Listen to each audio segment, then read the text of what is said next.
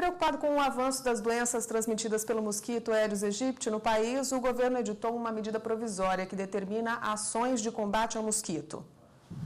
Foi em uma viagem ao norte do país que Tiago foi contaminado. A suspeita, chikungunya. Na chegada no estado do Pará, em Belém, eu percebi mosquitos no quarto do hotel e aquilo passou batido. Uma semana depois, no meu retorno a Brasília, eu comecei a sentir alguns sintomas estranhos. E quando eu pesquisei na internet, me parecia ser zika ou chikungunya, eu me vi vítima dessa epidemia. O mosquito Aedes aegypti é o atual vilão no Brasil. Ele é vetor de 3 doenças perigosas: a dengue, a chikungunya e o zika vírus. Eu diria talvez seja a mais grave de todas as doenças. Primeiro, por quê? Conhecemos pouco da doença. Não existem exames assim na rede pública para fazer em grande quantidade. Terceiro, existe ainda, está em estudo, todas as sequelas que pode determinar ou as alterações neurológicas que pode determinar o Zika vírus. Já são mais de 4.000 suspeitas de bebês com microcefalia em território nacional, sem contar os casos ao redor do mundo.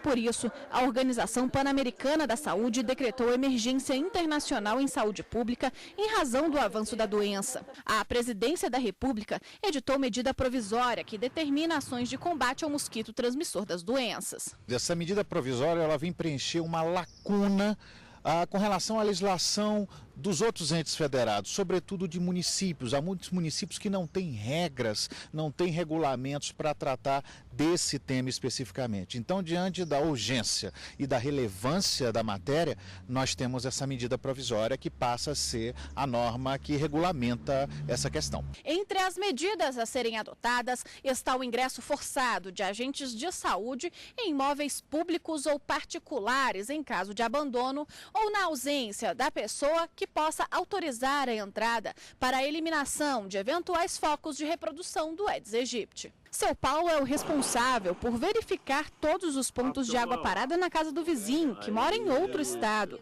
Ele não pensa 2 vezes na hora de colaborar com o trabalho dos agentes. É importante a fiscalização para não ter problemas mais sérios. Só o agente, ele não tem perna para atender todas as necessidades, né? Por isso que a gente conta com a população. Se cada um fizer um pouquinho, o trabalho rende. Aqui no estúdio voltamos a falar com o advogado Walter Moura, agora sobre as ações do combate ao mosquito Aedes aegypti.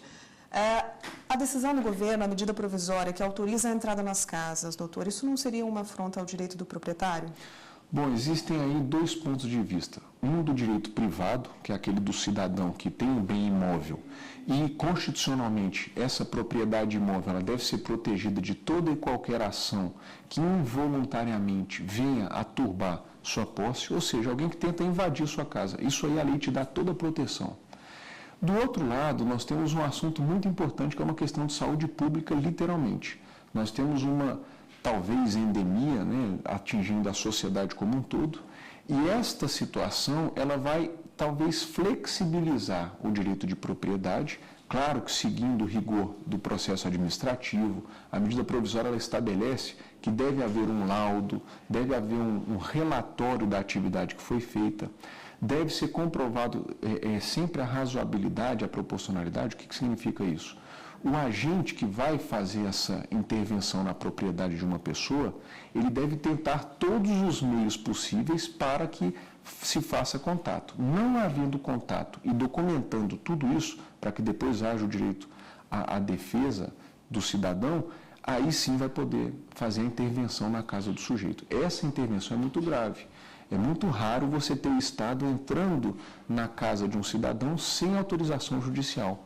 Antes da medida provisória, o que você tem que fazer, mesmo a autoridade sanitária, era pedir autorização em juízo para poder fazer o ingresso na casa do cidadão. Você vê como nós somos protegidos no direito de propriedade. Agora, levando em consideração o que diz a medida provisória, ela autoriza o governo a entrar na casa da pessoa que não está colaborando, né? Não vizinhos, familiares ou qualquer outra pessoa não autorizada. O tema é muito sensível, né? Ele chama muita atenção de todos nós, porque a gente já vê o vizinho talvez como inimigo. Aquela casa fechada com piscina sem tratamento ou com as calhas cheias d'água, você já vê a pessoa talvez como inimigo público, se isso é possível falar.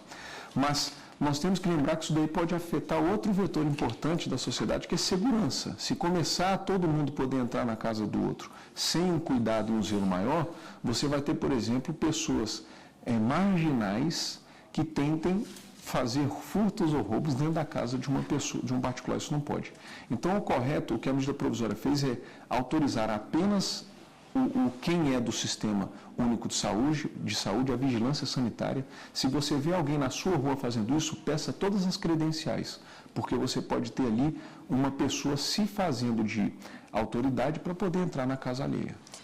Rapidamente, quais são as punições para o proprietário que está nessa situação, que não respeita? Foi notificado, mas não está cuidando da própria casa. Essa medida provisória, ela integra o sistema de vigilância sanitária e o Sistema Único de Saúde. Ela não criou uma sanção própria, mas as sanções já previstas, por exemplo, nos códigos sanitários, na legislação sanitária municipal, estadual e federal, vão poder ser aplicados. Pode ser multa pecuniária, pode ser interdição, podem ser outras medidas que no futuro podem até gerar desapropriações, porque aquela unidade não está se prestando à utilidade pública, ela não está se prestando a uma função social que ela exerce.